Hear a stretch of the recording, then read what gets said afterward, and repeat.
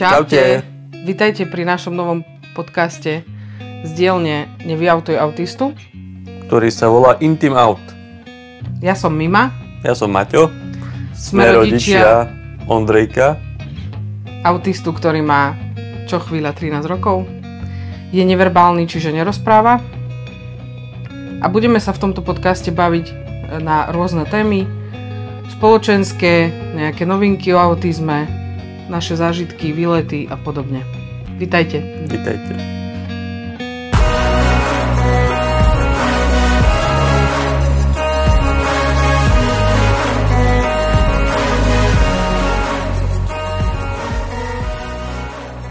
Tak Maťo, čo budeme dneska rozoberať? Netuším, za poslednú dobu sa toho nakopilo hodne. Ja by som možno začala tým, čo sa dialo v poslednej dobe. Bolo toho veľa, ako vravíš. Tak čím začneme? Začneme ženou roka? Môžeme dať. Takže možno sa niektorí čudujú, prečo práve ja som dostala cenu žena roka od Unie žien Slovenska a mesta Bardejov. Asi by som začala tak, že vlastne ako sa to odohralo. Ty si to pamätáš? No.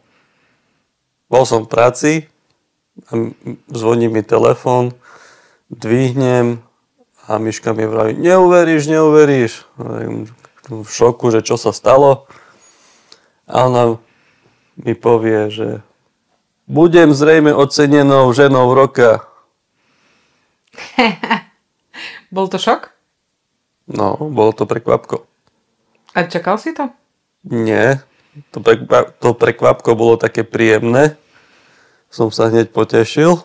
A čo ti prvé napadlo, keď si počul, že som ti povedala, že som žena roka? Že konečne že si to zaslúžiš. Za svoju prácu, za tie roky, ktoré robíš pre autistov nielen v okolí Bardejova, ale už máme dosah skoro na celé Slovensko. Podľa najnovšieho Reels tam je vidno aj Českú republiku, aj Anglicko.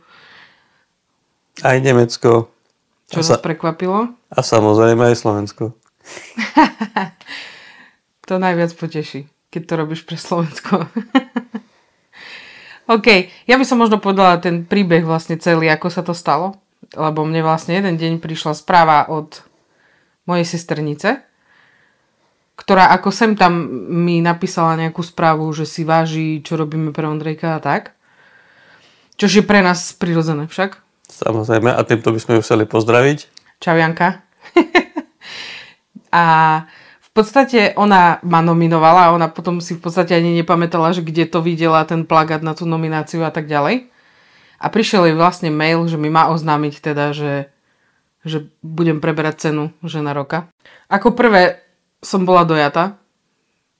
Potom som nevedela, komu mám volať, tak som volala tebe, samozrejme, to je prvé, čo ma napadne vždycky. A ako druhé som začala hľadať outfit. Ako každá jedna žena. Čož zase, ale pozor, hej? Ja som není taká typická žena, ktorá rieši outfity. Ja som rada, keď sa do niečoho vojdem. To je prvá vec. A druhá vec, ja si moc nepotrpím na také veci, ale táto príležitosť akože volala po nejakom peknom, elegantnom, športovom outfite. Takže asi to bolo také prvé dve veci, ktoré som urobila. A potom som premýšľala nad tým, komu vlastne sa chcem pochváliť, komu nechcem. Či chcem, aby to bolo ako prekvapko, či chcem to povedať niekde na sociálnej sieti rodine a známym.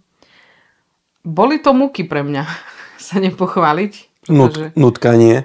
Pretože také veci si rada napíšem niekde, aby sa o tom vedelo, ale na druhú stranu som cítila taký ten pocit, že musíš trošku počkať, aby boli ľudia prekvapení. Aj to, ale že ako keby prečo ja? Vieš, že som si vravela, že veď toľko žien robí nejaké dobročinné veci a proste o nich sa možno nevie, alebo neviem. Ty si to bral tak, ako že je to na správnom mieste tá cena? Áno. OK. Ďakujeme za zdlhavú odpoveď. Na to si zvykajte, poslucháči, pretože Martin... Kedykoľvek. Martin je veľmi zdielný človek. Takže tak. No a vlastne potom nastal ten deň D, kedy sme čakali asi, myslím, že nejakých 24 dní, alebo koľko sa čakalo, kým vlastne to. Čiže za tých 24 dní som mala toho v hlave veľa. Stále som premýšľala nad tým, že prečo ja? Kvôli čomu? Či si to fakt zaslúžim? A potom ty si mi vlastne povedal, že mám prestať s tým rozmýšľaním, že prečo, ale že proste byť vďačná za to, že sa mi dostalo takej cti. Martin kýve hlavou. Áno. OK. Celý ten ceremoniál bol veľmi príjemný, pre mňa veľmi stresujúci, lebo ja som taká, že mňa prepadne taká úzkosť sociálna, ako keby. Mám problém proste vystupovať na verejnosti, aj keď sa to možno nezdá. Ale no, bola som spotená až fakt, ako sa vraví, poprdel. A bolo mi to nepríjemné až do tej chvíle, kedy mi podávali ruky všetci predstavitelia mesta, kde bol primátor. To si povedzme, že to proste nebolo len také, nejaké ocenenie. No bolo to zaujímavá skúsenosť, že som sa tam vlastne postavila ako nie nejaká matka autistu, ako nie nejaká, ja neviem, nenapadá ma nič k tomu. Ale čo bolo najviac zaujímavé, vyčnevali sme z radu, teda Miška, a hlavne svojim vekom, pretože všetky ženy, ktoré tam boli, už boli zrelé ženy, ktoré boli niečo zažili.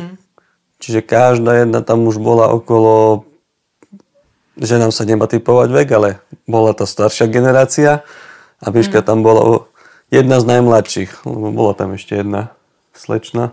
Ale v podstate bolo ocenených 10 žien, s tým, že 8 naozaj bolo takých vekovo starších od nás. A bolo to ako fakt príjemný zážitok nakoniec, keď to beriem spätne.